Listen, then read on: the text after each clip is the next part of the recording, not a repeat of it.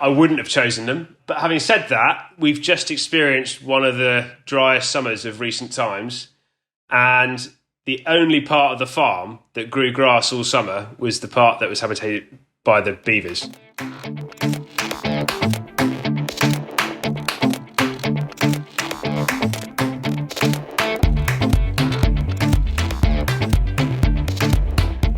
Hello and welcome to the Lodgecast, a nature and wildlife podcast brought to you by the Beaver Trust. I'm Sophie Pavel. And I'm Eva Bishop. Each episode we bring you the latest news from the Beaver Trust as we welcome beavers back to our rivers to restore our countryside and create resilient landscapes. And we also explore the state of nature in the UK and speak to fascinating experts and inspiring individuals along the way. Today, we're finding out what it's really like to have wild beavers living on your land as we're joined by Head of Wildlife and Conservation Sam Bridgewater and Head of Agriculture Sam Briant-Evans at Clinton Devon Estates.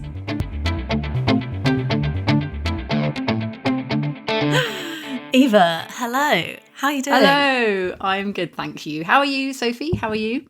I'm very well, thank you. I'm quite excited today because we are going to be talking a lot about Devon, my home county. We're going to be talking about stories of beavers from the deepest, darkest southwest. Splendid. Yes, this series is all about beavers and farming. Last week was about introducing beavers to your patch as a land manager or farmer, and this week we're continuing the journey by looking at what happens when beavers are living in and making changes to your land. Yeah, I mean, we introduced this concept in our first episode last week, didn't we, with a wonderful Sarah Langford. I loved chatting to her. She's I feel fabulous. like we could chat to her for hours and hours. I mean, to be honest, listeners, I'd really recommend going back and having another listen of that if you haven't already, because she talks about farming in a way that is so exciting and modern. So yeah, it's a good one. Yes, and today we've got two equally brilliant conversations to bring you as we are speaking to two people, two Sams, in fact, from Clinton Devon Estates to give us different perspectives on having beavers on your land. Because beavers, let's face it, they're not a perk for wealthy estates. We need to bring them back across Britain, so they're going to affect all sorts of land management practices.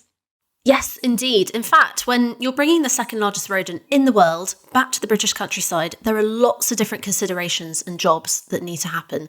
Beavers themselves can need careful management in some cases, and a really vital task is to involve the local communities around the surrounding catchments and landscapes and other stakeholders to ensure that everyone is aware and informed of what happens when beavers are back in the countryside.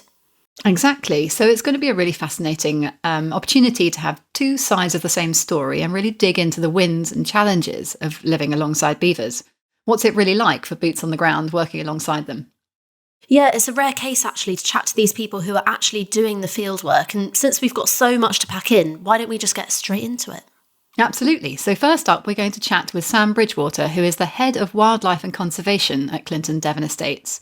Now, Clinton Devon Estates is a family business that's responsible for the stewardship of 25,000 acres of Devon across several locations.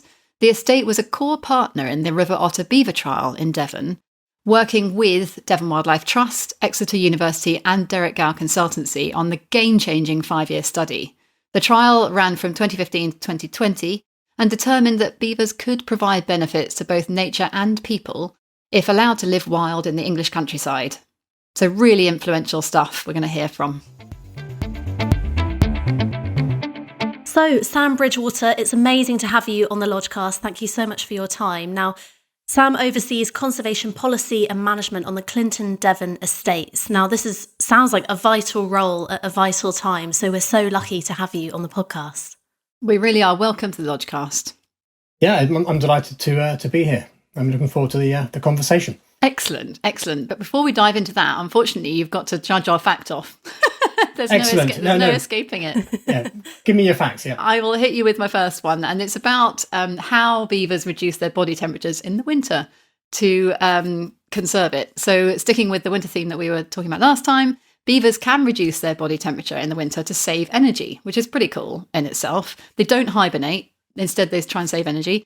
They curl up into a ball because that gives the smallest surface area to volume ratio, and then they curl up together in their lodge, apparently, press their tails against their bodies and lie close to stay warm. So I've sort of got this image of a little ball of beavers in their lodge trying to stay warm in the cold. Well, I'm already liking that one. That's a very cute fact. And seeing as it's freezing cold in my flat and had to go to ice on the car this morning, yeah, that's looking good. You Okay, fancy so- yourself a ball of beavers. Now, at this time of year in winter, beavers are busy building and maintaining their dams and their habitat in response to winter storms and heavy rainfall and increased water flow, but they also need to have prepped for potential food shortages. So their answer lies within their tails, which aren't just a brilliant rudder steering them through channels and tributaries in the river, but it's also a brilliant store of fat. So much so that there's barely any connective tissue in the tail at all. It's literally just fat to fuel their ecosystem engineering all throughout the winter. Ooh. Yeah, no, I was going to go with the first one, but I like the second one too, actually. Difficult. Oh, no. I'm going to go with number one. Simply, I just have this in my mind's eye. I have this sort of little dark lodge with a little ball of fluffy beavers, and it's quite cute. So but sorry first. Sorry. That's all right. No.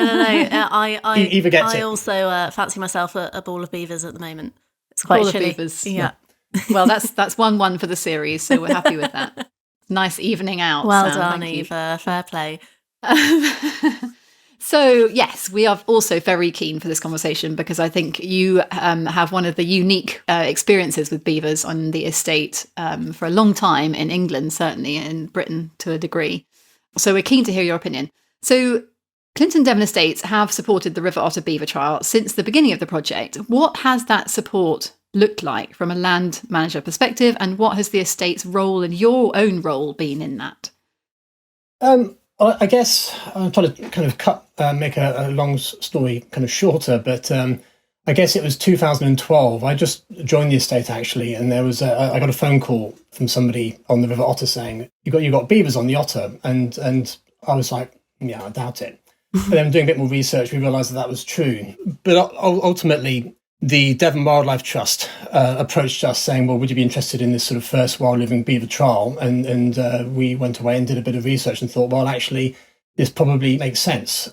So we were happily signed up to that. And we were really keen, actually, to be involved in the conversation from the very beginning to help influence that. I mean, we did our research. I went out to Bavaria to see what was happening on the ground, to speak to farmers there. Oh, yeah, we did our due diligence, and we knew of course, that there are some very great benefits from having beavers, and I'm sure you've discussed that in previous podcasts. But we were also very aware of some of the sort of negative impacts, and we have do a lot of land management, some of which is associated on the floodplain. And so you could really quickly see, well, how would this impact us? So we wanted to make sure that as this conversation progressed, that we were able to put our view across. And we're quite a large landowner.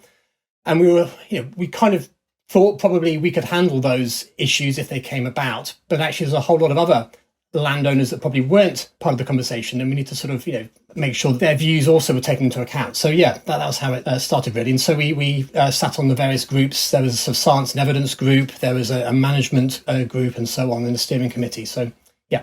And did you sit across those to sort of... Exactly, yeah. Brilliant. And so, this is a unique case study in a way because the wild beavers actually moved onto the estate's land. So this is a slightly different situation which we're finding ourselves increasingly in today, where farmers and landowners are coming to us actively looking to introduce beavers onto their land.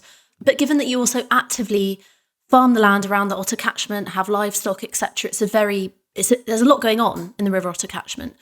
Is this were these focus groups and these discussions literally the first thing that you considered when you first realised that beavers had arrived? Was that the first step to the trial there?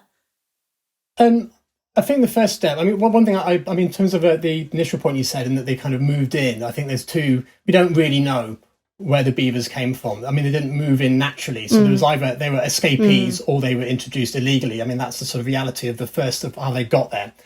But in terms of, what were the first steps? I think the first steps was just looking at sort of the principles of reintroductions. And of course, there'd been quite a lot of feasibility work. So of course, we read all of that. But also, I did a lot of mapping to begin with, actually looking at the land that we thought might be associated with, which was associated with the rivers and tributaries and drainage ditches, and looking at all the infrastructure that we had. Right. Proximity of roads or farm tracks and so on, properties even, just to see, okay, where might these pinch points lie? So I think we came into it with our eyes open, and of course we could bring that to the table. At the very beginning, the beavers that there was a small group of around 8 or so, they were predominantly in the main river. And there was no real risk there because they weren't going to, there was no reason for them to be damming that river because it had enough space and the water was deep enough and so on. But it wasn't long, and we kind of predicted this, that they kind of moved up into some more marginal land, into a tributary where they did start to have an impact on areas that we managed and indeed some tenant farmers. And we started to see, what they could do, both the good bits and also the more uncomfortable sort of things they get up to as well. Were there any awkward conversations internally within the estate, sort of from a conservation side and a existing land use? Was that ever a challenging moment? Oh my God, there are beavers here. What do we do? Or was everyone quite open and welcoming to it?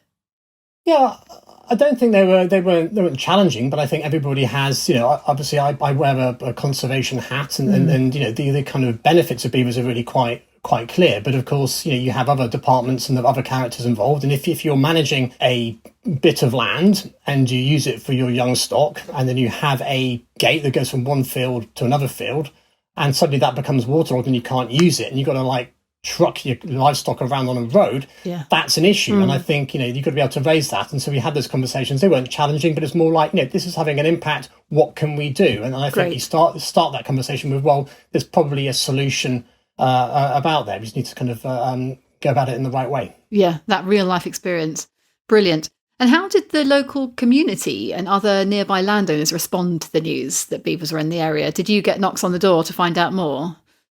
We had everything. So we had, occasionally my phone would go and somebody would go, what are you doing getting involved in this? Are you completely insane? Really? There's that. And then you had other people thought it was an amazing thing and we were really glad that we were supporting it. And I think some of those fears were based on, maybe not hugely based on a kind of strong sort of fact base, so we still, the baseline, I guess, and we're still trying to achieve that, or people's knowledge was fairly poor at the beginning, and that's fine because we haven't had beavers here for how many centuries. But even the things about beavers eating fish, you have to kind of dispel those myths. But I think there was certainly a degree of questioning, especially for farmers who are farming around the floodplain, or had trees close to the river, or things like that, and they could just see that the beavers were starting to gnaw at those, and they're thinking, well, is that an extra? What's our liability if this tree goes down on a public right of way and it's been caused by beavers? Who's responsible, and all the rest of it. What is your worst beaver experience to date? Has anything gone dramatically wrong? Not dramatically wrong. I would say they've been, it's been a real delight. And I think everybody across the estate and our partners would and even those the farmers that have bits of their agricultural land that they can't now manage in the same way have been pretty impressed with what they do. To see these industrious creatures creating these beautiful wetlands, and the associated wildlife comes, but they are almost a constant, but they are a constant low level, pain in the arse, because they do exactly what you think they'll do. They will go into the drainage ditches and they'll build dams, and that will flood bits of land. So in terms of the most of it, I think we've been able to accommodate. There has been, the cost has been, there has been a cost involved. I mean, not huge. And I think, the big play here is that we know what the benefits of beavers are, and that can be felt downstream. For example, if we're talking about reduced flood risk, and I can give you an example of that if you like later. And the big play is, can you then, if you know what the gains are and you know what the costs are, can you sort of have a mechanism whereby you can kind of, this kind of payment for ecosystem services, we call it, whereby if you're creating an improvement in flood risk and a reduction in the amount of money people have to pay, but the pain of that is a loss of income for a small bit of land. We usually are talking about small bits of land. As it's flooding, it should be possible. It's not beyond our wit to think of a mechanism whereby you can kind of transfer that money across. But in terms of the biggest pain, I suppose, is we have been involved in a very very exciting, actually, climate adaptation scheme called the Lower Otter Restoration Project. And that's really exciting. That actually is. It is. Yeah, it's basically trying to allowing the sea. For those that know the valley, it's a beautiful, beautiful valley. In East Devon, kind of with Budley Salterton at its mouth, and a lot of the original area of intertidal habitat, so amazing mudflat and salt marsh, was drained for agriculture, and there's a big flood embankment that was built 200 years ago that is now failing, and this scheme is kind of essentially allowing the sea back up the valley and with lots and lots of benefits for wading birds and fish. But there's an element of that is doing and kind of construction, building a road bridge, and it's huge, isn't it? So Sod's Law, of course, is the beavers quite light hanging about in the areas where we didn't particularly want them to hang about. It wasn't in their best interest to do that. So it was quite a lot of sort of effort to make sure that we could do the work, but also that their welfare was protected. And we managed to do that. So, but it's a bit of an effort. Yeah. Can we... Day in the life of a conservation manager. yeah. If we can, for a minute, flip it on its head, I'd love to ask you whether there's a particularly memorable encounter with a beaver, because you talk really positively about the biodiversity benefits and the ecosystem services. But for you personally, on your many days down by the river, is there a particularly special one that keeps coming back to you? I suppose it's always the it's always the first time, isn't it? So very early on in 2013 probably, and you realise that there are beavers here, and you want to see them for yourself. I've never seen a beaver before, and so you go out on an evening. And there's a lovely stretch of river actually close to our home farm. So we have an organic kind of dairy, and there's a little island there. And I kind of went there. I quite often go there because it's a great place for seeing otters, actually. And if you've had enough of paperwork, and I went there one evening, and of course you see a beaver kind of swimming past. It's like, it is a bit of a wow moment. And the other thing I think, in probably several years later, was when everybody's getting very excited about this species being back on our rivers, and that you walk up on an evening and it's almost like a sort of biblical mass migration of people. You realise how excited people are, and that you'd have maybe 20 or 30 kind of moving up the path at dusk to get in a position to see these things, and then when you see mum come out and 3 kits, it's really it's very, very impressive. That's really lovely. It's very moving, actually. Yeah, to realise how much of an effect and an emotion they conjure in people of all different ages as well. I can confess to being part of that. I don't want to say mob. Sophie's there but every evening. Beaver Patrol.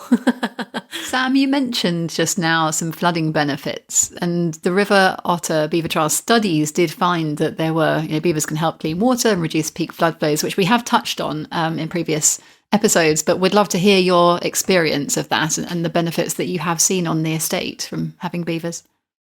Okay, so one of the first places off the main river where beavers appeared was just upstream of a village called East Budley, and East Budley has historically suffered from flooding. There's probably about 40 properties, I think, there or thereabouts that suffer flood risk.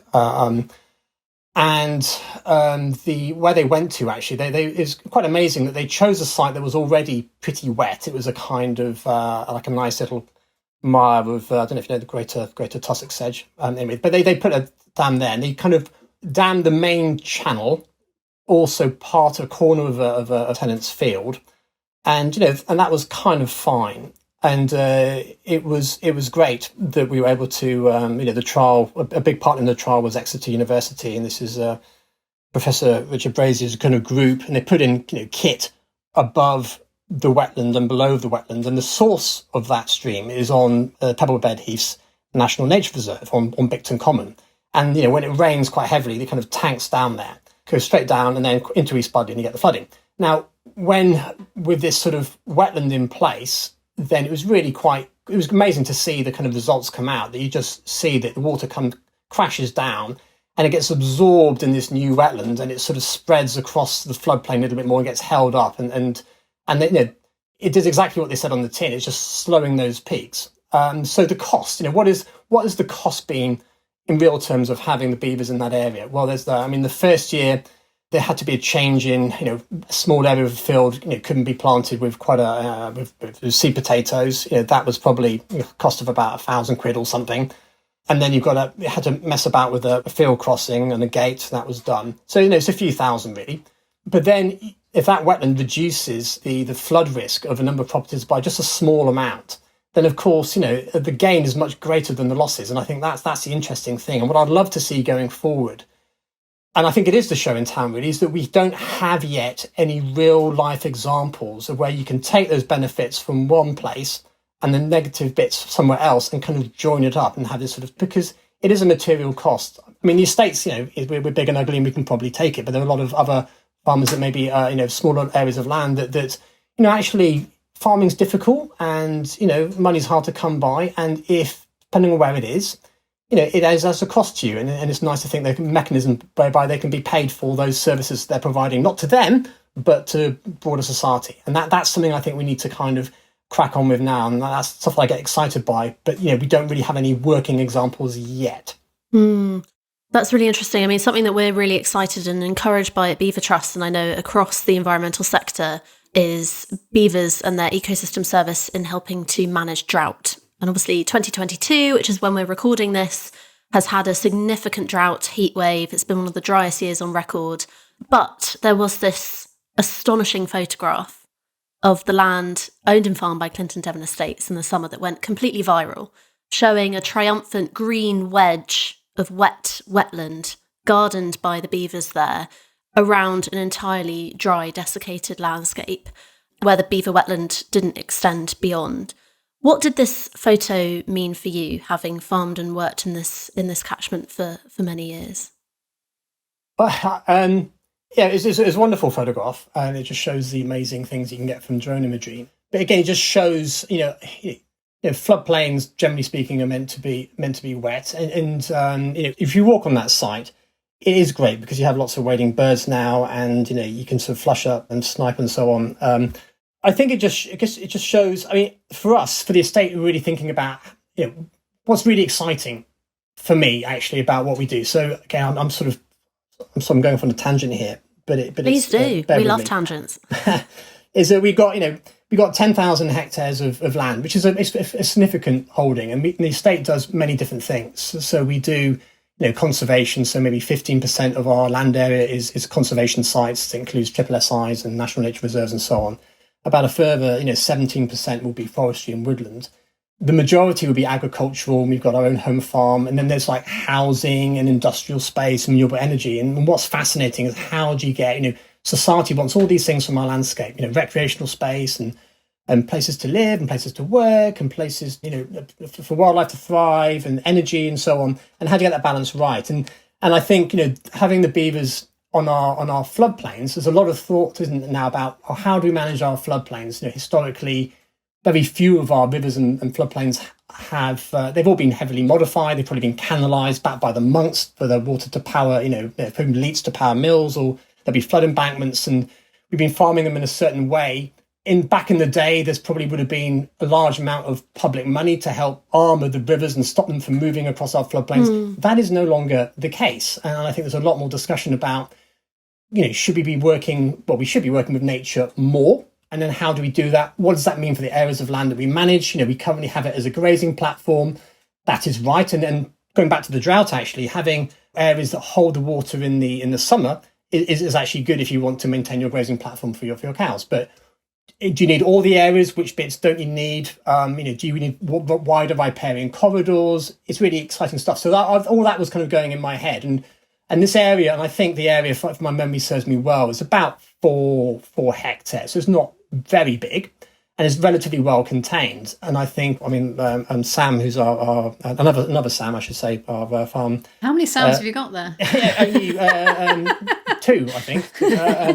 Our head of agriculture. Yeah. He's thinking. I think he probably would agree. He's like, well, we've actually, it's been a bit of a pain here, but he's wanting to know, well, I can probably maybe accommodate them here, but how much more land will they take? Yeah. And then it's quite hard to tell because these things don't stop where you want them to. It'd be very great if you say, yes, you can do your thing over in that little bit of corner of the field, but don't move. But quite often they don't work in that way. So, I think we'll see where this pans out. The original question, sorry, a very long monologue, was how did you feel about it? It was like, yeah, it's just great to see. So we've probably got three main family groups now on estate land, which are doing some quite magnificent things with these floodplains. And it's just trying to sort of work out when we can, we want to accept that. But it's more understanding, at what point is it here, but no further, and what is the actual risk to what else that you're doing, the business risk. Gosh, brilliant tangent. Thank you for that. I wanted to ask you where's the interaction? So you get a bit of support here and there in terms of beaver management from Beaver Trust. What advice might you give to other landowners who may find wild beavers arriving on their patch? And what do you need from a charity like Beaver Trust? I think from any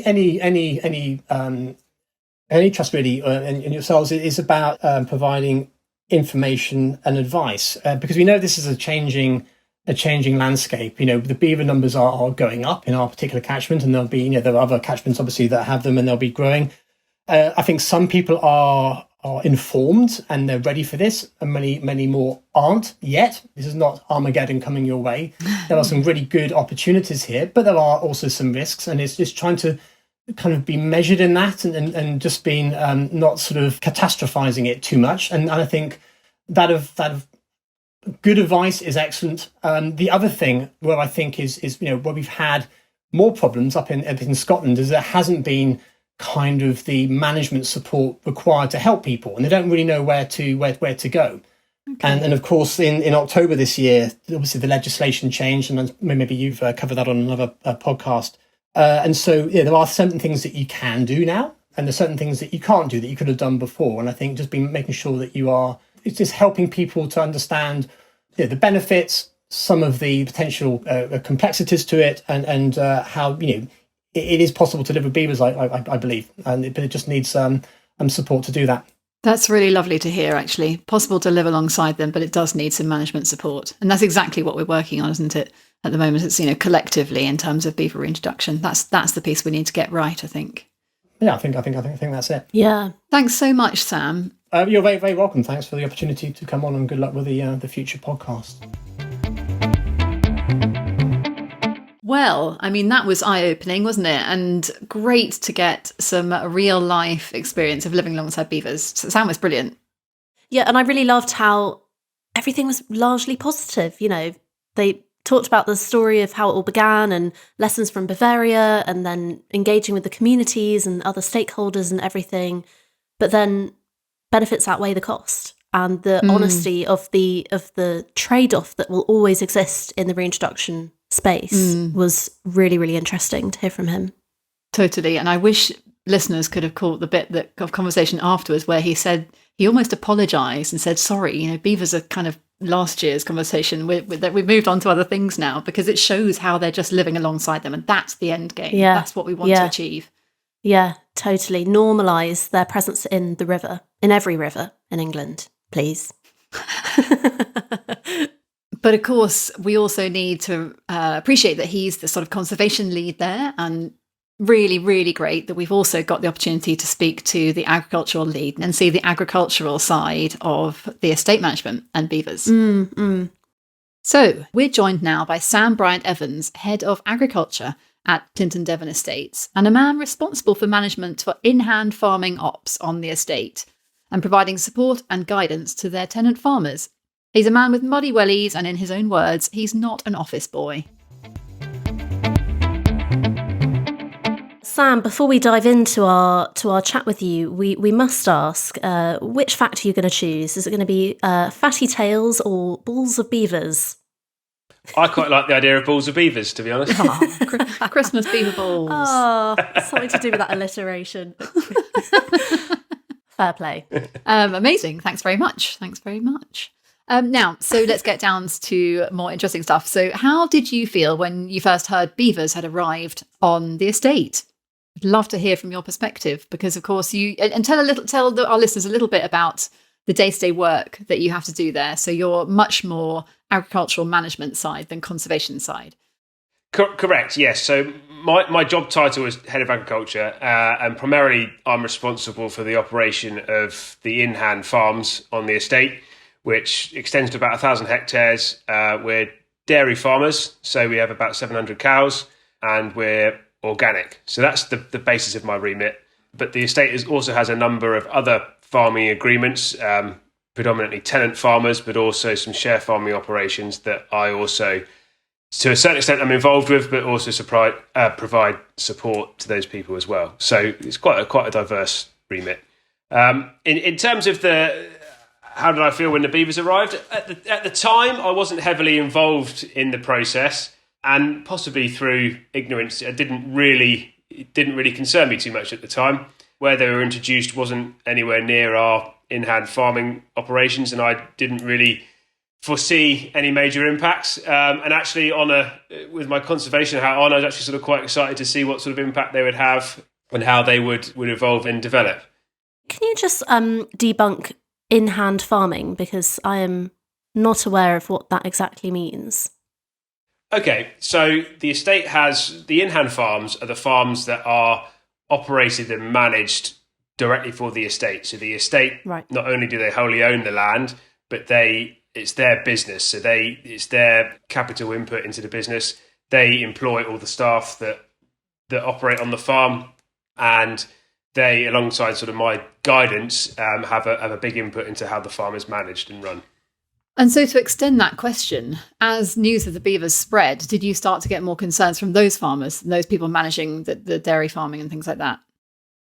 Yeah, so the first, when it sort of really came across my desk was when it started impacting our direct neighbours, who are Bicton College Farms. They're not a tenant of the estate, they actually own their land, but they are a direct neighbour of our main dairy at Otter. So I was first aware what the issues might be and might be coming my way when they started having beavers within the watercourses of their farmland, and they started building dams, and then the repercussions of the flooding that followed that.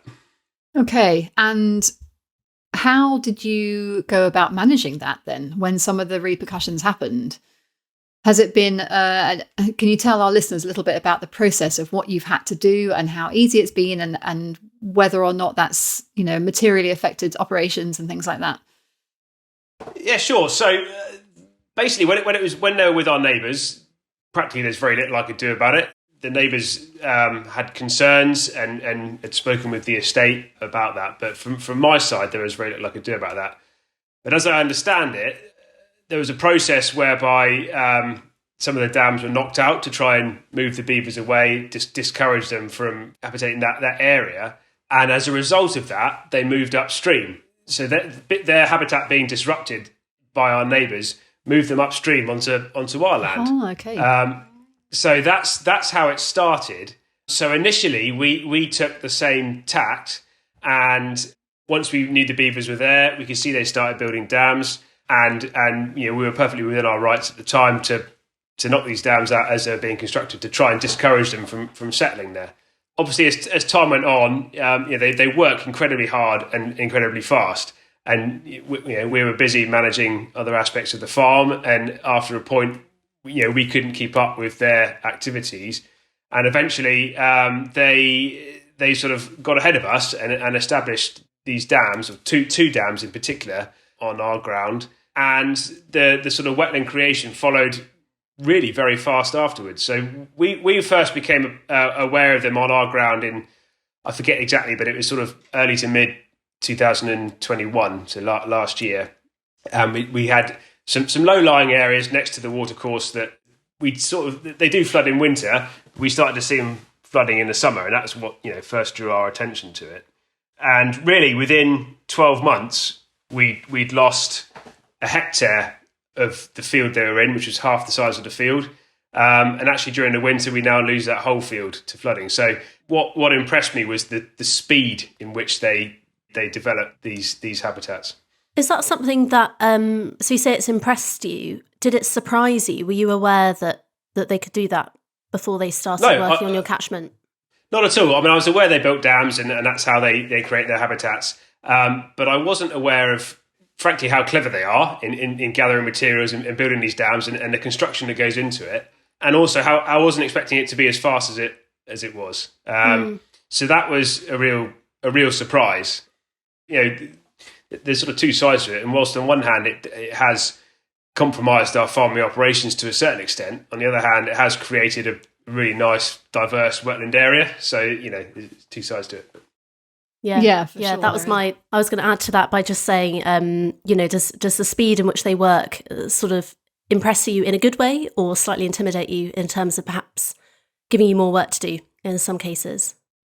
Yeah, so both is the honest answer. We do have a really lovely wetland area now that they habitat, and it's obviously created a habitat for other species. So it's become quite a wildlife haven, as it were. But on the flip side, we've lost a hectare of land, which actually forms a reasonably crucial part of the grazing platform for our dairy. We graze our dairy cattle for 10 months of the year, and land closest to the dairy is obviously the most valuable. So there's two sides to it. But it was interesting. So this whole series is about beavers and farming, and one of the big things that we need to do now that beavers are back, because they are, and it's not a question of if, it's sort of when now, is help people look at what it'll take to coexist. And it sounds like from the conversation with Sam Bridgewater earlier that, you've got to the point where beavers are sort of now the last 5 years challenge, and you're moving on to looking at some other things now. So it sounds a little bit like you have learnt to do that, and they are now accepted. What does the process look like to get there for you and for managing your farm, helping your farmers transition? Yeah, so I think, as a farm and as an agricultural element of the estate, we do accept them. We're not trying to fight them. We accept them. We accept the benefits, and yes, there are compromises we have to make to accommodate them. I think the key from our side is management. And that's something that we need to learn.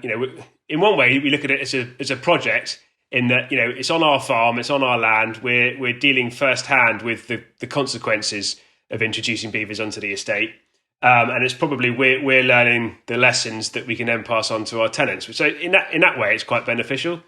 So the key for us is management, and we accept the area they're in, and I think we have to accept that. The agricultural value of that land has been reduced or removed, but there are other benefits that have come as a result of that. But for us in particular, the close proximity to the dairy farm building infrastructure and all the rest of it, it is actually quite crucial that they don't come any further upstream, because if they start flooding land closer to the farm, then that could have a real impact on the farming operations in a much bigger scale.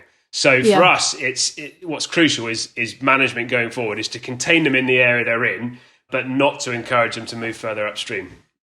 And you mentioned earlier, talking of management, that back in the day when they first arrived, you were within your rights to do X, Y, Z. How do you feel about the recent legislation change that has protected the beavers' status and therefore means that without license you cannot remove their dams and things like that? How's the mood among the farming community about that?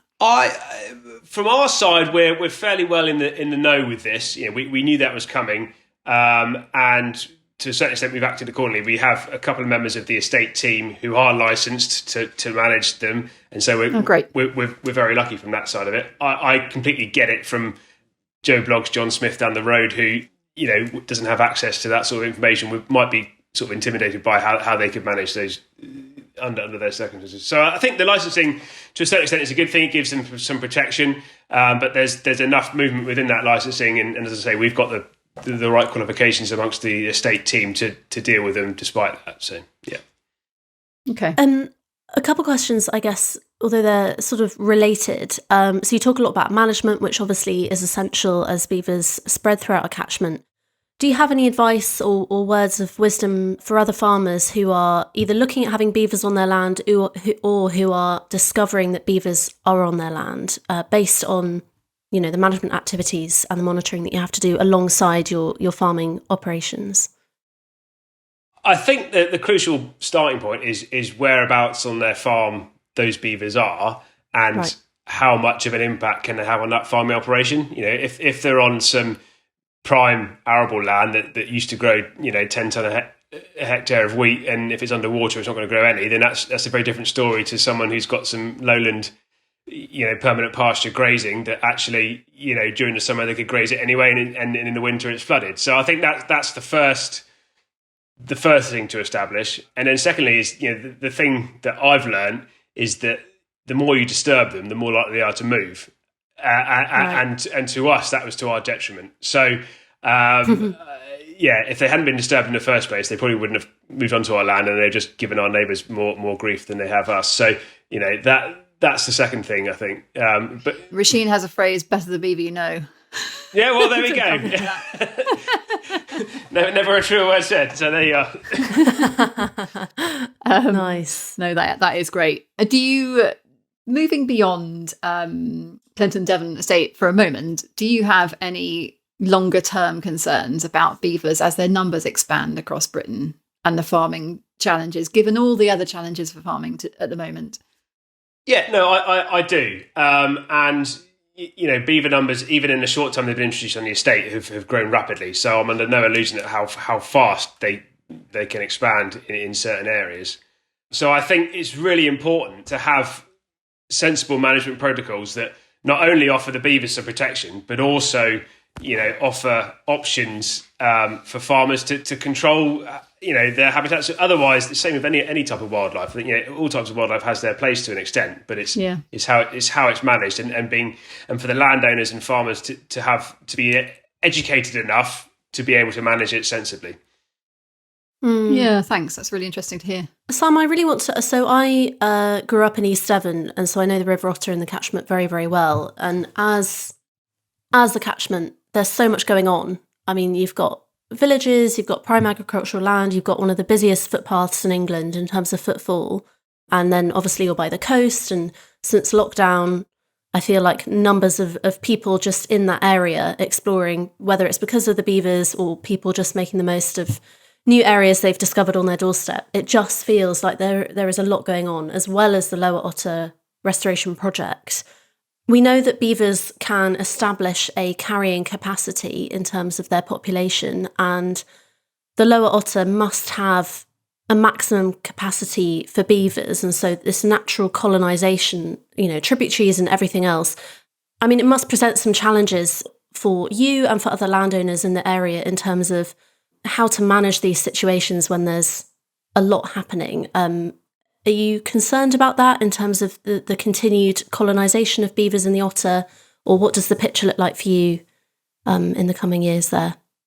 Yeah, no, so I do have some concerns, and as you rightly point out, that the Lower Otter Restoration Project, will be drawing to a close next year, and that may well provide further habitat creation for beavers, and possibly, perhaps to our advantage, and it will maintain numbers downstream towards the coast, but limit their movement inland, which I would probably see as a positive. The other side of it is, you're absolutely right. There are a huge level of tourists and such that come to this area. And therefore, maybe there's opportunities for us to use the beavers and the other wildlife that their habitats encouraged to our advantage, through sort of diversification projects and such like, to provide additional income to the farm or to the farms in the area where there's a lot of unknowns at the moment, and whether that can tie into some of the big unknowns with future government-led ELMS projects and all the rest of it. So I think there's potential tie-ups, but it's as ever with all these things, it's quite disjointed at the moment. Yeah, but it's good to hear that you're sort of expecting to and open to diversifying and sort of adapting with whatever might be on the horizon there. Yeah, I think we've got to be, and as an estate, that's very much the path we take. But we can't forget the fact that my remit is to manage a profitable farming operation. Sure. And, a core part of that is our organic dairy herd. And therefore, that from my side, that has to come first. And so we have to learn to work together on that front. Have there been any positives to the farming operation from beavers? And related to that, would you have chosen beavers if they didn't come naturally? Okay. No, in answer to your second question, I wouldn't have chosen them. But having said that, we've just experienced one of the driest summers of recent times, and the only part of the farm that grew grass all summer was the part that was habitated by the beavers. So there you go. That's... And you still wouldn't have chosen them? I mean, devil's advocate, knowing that now. Because, it seems to me, particularly as dairy farm, that's going to become increasingly important. Anyway, I won't change your answer. But no, and you raise a valid point, but I think that the gains that we had during that dry period probably don't offset the challenges that they create the rest of the year. But it was really interesting. But it was interesting to see that actually, the good that they did in terms of irrigation for that area. Yeah, it is really interesting, actually. That's fascinating. Sam, we love to ask people who especially work in field work and are boots on the ground, as it were, for an insight into a typical day And perhaps in your case as well, as we're beavers and farming, your best beaver moment, if you have one. Best beaver moment? Gosh, you put me on the spot there now.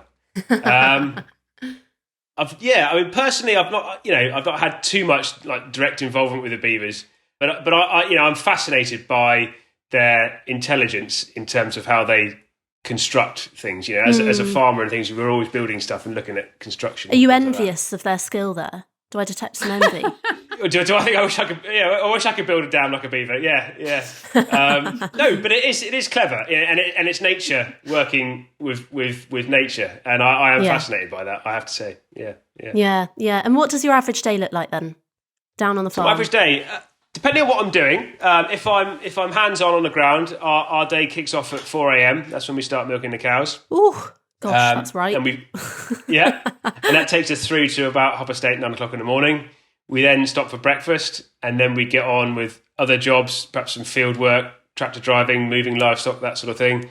And then the milking regime starts again at 2 in the afternoon until around 6 in the evening, and then we call it a day. And then the beaver watching starts. And then, absolutely, yeah. And then keen nature lovers that we are, we all go down to the river and look out for beavers.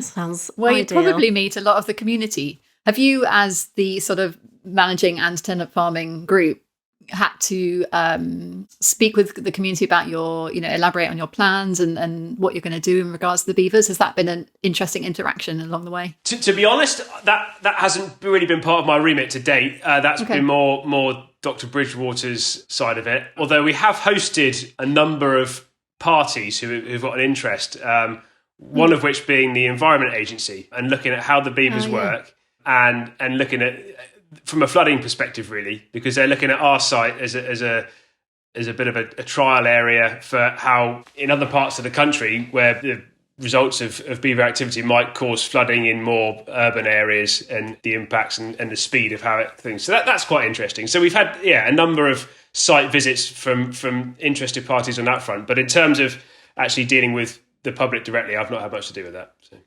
Well, I mean, that's probably all we've got time for this episode. But I think, is there anything else that you would like to cover and say in terms of beaver experience and farming? I think I've covered most of it, but I think it's just to say that, we as farmers, we shouldn't probably the go-to way to look at this is a negative light in that, we're losing ground. But I think, the way that farming is heading in terms of more focus on the environment, public money for public goods, et cetera, I think perhaps the beavers offer more of an opportunity than a challenge going forward, if as I say, if it's managed in the right way. Oh, that's really nice. Nice point to end on. What a soundbite that is, yeah. A soundbite, did you say? Soundbite. Sorry. A soundbite.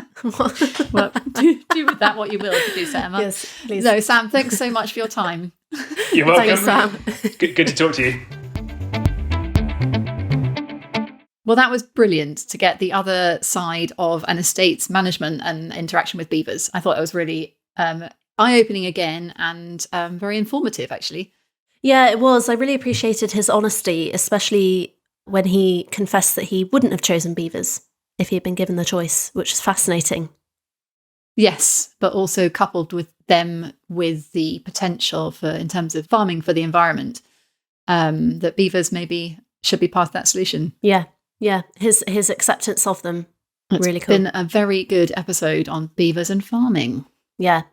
Okay, so it's my turn for the quiz. Sophie, are you prepped to answer questions on beaver symbolism and associations? Well, I was until you said those words. Wow. You're going to love it. No stats here. Brilliant. So, question 1. Beaver is on, an easy opener here. Beaver is on the coat of arms of what institution? Is it A, the Ecological Society of America, B, the Institution of Civil Engineers, or C, the Institute of Water, UK? Oh. I mean, it's just going to have to be a stab in the dark, but just because I would love it if this was the case, I'm going to say the engineer one, B. It is indeed. The Institution of Civil Engineers have a beaver on their shield. That is amazing. That is actually cool. Amazing. Isn't it good? They've really thought that through. They nailed it. Let's see. Okay. Hey. Question 2. Which of these is not a beaver place name from England? Is it A, Right. Beverley Brook in Surrey, B, Barben, or C, Berverdale? One of those is not, in Sounds fact, a beaver place name. What's the first one again? Beverley Brook. It sounds like a lovely sort of aunt or something. Beverly, Auntie Beverly Brook. Give Beverley Brook Makes a a mean phone. Yorkshire pudding. If it's not, what was the other one? The last one is funny. Berver? Berverdale. Imagine if it's like the River Otter Beaver Trial. I'm going to say, I'm just going to say that one. Berverdale. C. Yeah, Beverly. Unfortunately, that's incorrect. Oh. Is it Beverly? Oh, no. Is it Auntie Beverly? Have you got it wrong? Hang on. No, that is correct. Oh, what is it? No. Berverdale. No, so actually, Beverley Brook is in Surrey. Fact. Yeah. Okay. Barben, very cool, was the earliest mention of a beaver wow. place name from the 1086 Doomsday Book. Oh, And it's wow. from Old Norse. Oh, wow. I know. Really cool. That's better and better. I know. Okay, question 3. I Okay. spent far too long on that one. Beaver incisors have been used over millennia for many purposes, but which of these is not one of them? Or not, at least not a recorded one of them. A, decoration. B, as a pen. C, dice. Or D, as a tool. Oh, we've got a D. I'm going to say dice. That is incorrect this time. Oh. It's in fact pen. I made up the pen. I mean, arguably you could scratch with a beaver tooth, but they were actually used as dice. So there are some dice in Were they the orange? teeth. In the Canadian Museum, incisors were decorated and used as gambling pieces made by the Coast Salish peoples in the Pacific Northwest. You've nailed this Cool. quiz, Eva. I've learnt more Fact in this quiz than I have in all my fact off research. Bravo. And that is it for this episode of the Lodgecast. But don't worry, we're back again next week and we're joined by Delphine Pouget, Principal Advisor for the Species Reintroduction Programme, and excitingly the Beaver Lead at Natural England to chat about the great underbelly of land management, financing the future of farming and nature restoration. So make sure you've subscribed to the Lodgecast on your podcast platform of choice so that you don't miss it, and be sure to leave us a 5-star review. That would be very kind. And for more from Beaver Trust, please don't forget that you can find us on Instagram, Twitter and YouTube at Beaver Trust, or head over to our website beavertrust.org and sign up for our free email newsletter. Thanks for joining and see you next week. Bye-bye. This podcast, as always, is a mixture of fact and opinion. It was hosted by Sophie Pavel and Eva Bishop. It was produced and edited by Emma Brisdian for Beaver Trust.